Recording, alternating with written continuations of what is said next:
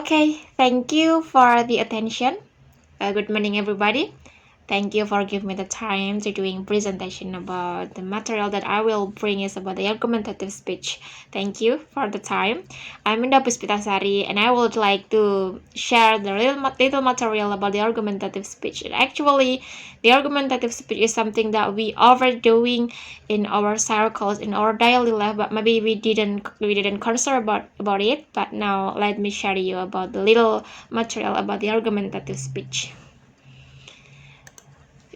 In my presentation, I would like to show you about the points of the topic. The first one is about the definition of argumentative speech, and the second one is about the purposes of argumentative speech, and the third is about the types of evidence to use in argumentative speech, and the fourth is develop of proof of the argument, and the fifth constructing an argument, and the sixth is where you found difficult topics or audiences, right?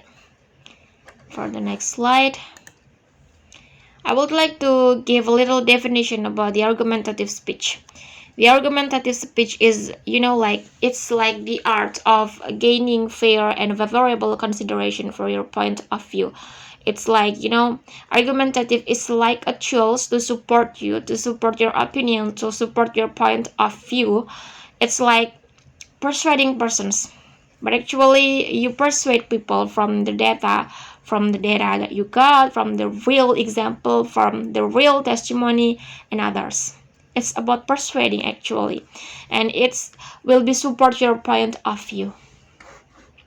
And next, the purposes of argumentative speech. The first one is to urge a choice among the options. Because this is about the arguments, of course, it's about the urging a choice among options that you show up to their audiences. And then persuaders acts as advocates for a cause or like the point of view, and to use supporting materials as evidence that justified advice, and then persuaded listeners become agents of change. The purposes of argumentative speech also to ask for audience commitment to a cause or to a point of view, and to establish its characters and commitment of speakers through the leadership, and then to make appeals to the feeling. And we will concern to discuss it later for the next slide, and makes us confront our obligations to believe and act in socially and morally responsive ways. Actually, there are so many purposes of argumentative speech. Of course, you want to get the someone that supports your point of view, of course. That's the real point of the purposes of argumentative speech, right?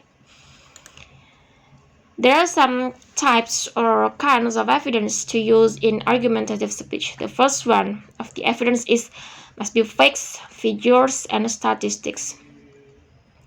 If it talks about the statistic, of course, it's about the number, it's about the data, it's about something real, not something that is still just the opinion, but you don't have the realistic data.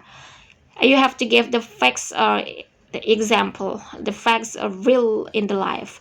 And then the second, it's about the narrative, right?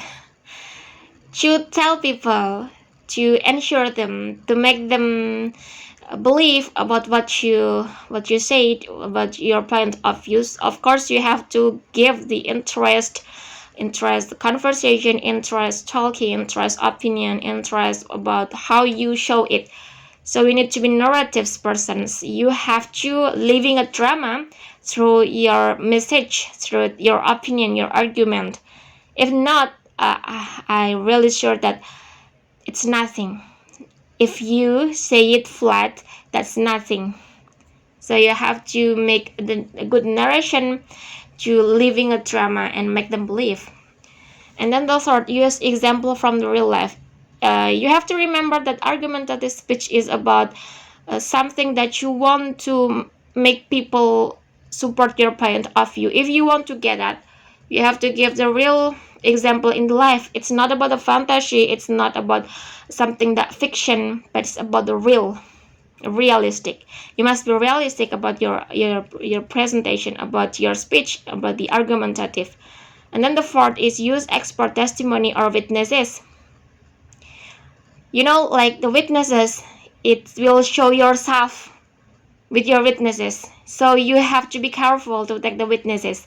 You have to take the good witnesses that will really support your argument or your testimony. It must be good testimony, because actually your testimony will show yourself. You have to take the good actor or a good character. It's like the demonstration to the government and others. Okay, besides of kinds of the proof and others, we know that to develop a proof of an argument, you have to concentrate to some points. And now I give you 4 points about the develop a proof of an argument. I get this from the theory of the Aristotle. Actually, Aristotle told to us, give the theory and his opinion about the form of the proof. There are 3 points. The first one is pathos, the second is ethos, and the third is logos. And I give one is mythos. Mythos actually is that usually scholars do when they show up their argument. They always giving mythos to their argument, because it's very important to you in Indonesia, because we still believe about the mythos. The first one is pathos. I will start from the pathos. Pathos is about the personal feeling. We know when we feel like pity, when we feel sad, when we feel happy, when we feel like so guilty. That's about the personal feeling, pathos. And then the second one is ethos. Ethos will talk about that actually audiences respond to speaker's competence. Yeah, it's about the response of the audience to the speakers, to the speaker's skill and competence. And then the third is logos. Logos, it's about a relation with the question of why. We talk about the reasons. Logos, the logical argument. You have to give a big reason of principle, reason of why you choose that, why reasons of your point of view and others. And the fourth is mythos. Mythos is like a tradition and like a social value in some environment. So before you're doing the speech, before you show up your argument, you have to know your audiences and you have to try to learn about the social value that they have, and you can input it to your argument. So it will really become strength your argument as a proof. But from this all, from the 4 points, for the 4 points of the develop a proof of an argument, that become the heart of the argument is logos, is a reason. Reason is a strong point, strong thing to prove a good an argument. Logos is a point in these points. And then about the constructing, we have to aware about how to construct the argument. Constructing an argument, I take 4 points here. The first, create an awareness of the problem or issue. The first one, that you have to make sure that the audience knows that issue exists. Don't use the issue that have been too old, too long, and it's nothing now. And don't be used the issues that it just a big hoax. You have to make it the outstanding issue that still exists now. And then make sure that make a case for the problem or issue is an important one that needs to be fixed or addressed. Be careful for the problem or issue that you've taken. And then the second, create an understanding of the issue or problem. You can use the data and statistics to illustrate the problem or issue, and then you can also use the testimonies, stories, example to connect with your audiences. Like, you don't forget about the components of the how to develop an argument, like the logos, pathos, ethos, and mythos. And then you also can respectfully address like the other side of the problem, of the issue. Don't just see your side, but also take the other side. Then the third, offer a solution or plan or action that will address the issue or solve the problem. Remember that if you have offered a valid argument, the audience may accept your position and be ready to act. That's the point. So have a valid plan that is the logical. And then the fourth, as the last, enactment. Enactment, you have to get them to act on what you say or the argument you presented.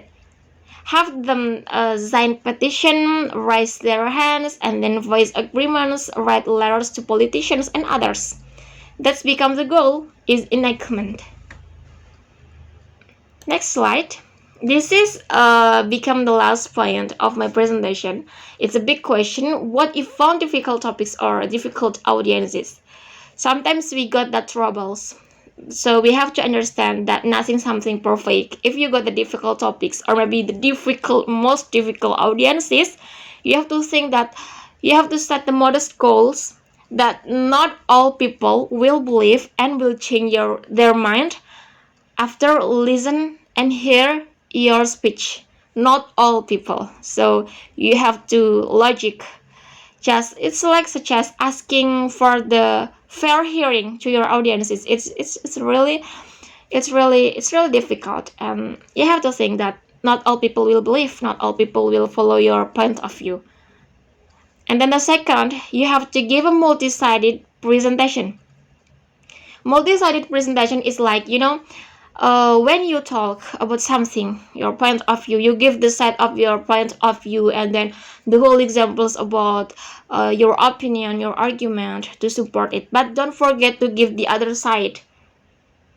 Don't forget to give the other side point of view in your presentation. Don't be too subjective in your presentation, actually. In the argumentative, if you are too subjective, so it's really bad. It's really not effective in your presentation. So become objective is the best way. Become objective is the best way.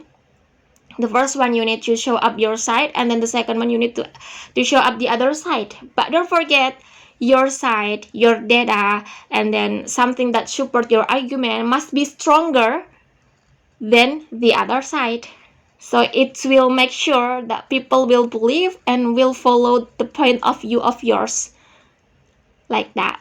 That's the point if you got the difficult topics or the audiences. I hope it will be useful for us. It also will be useful for you to create the argumentative speech of yours.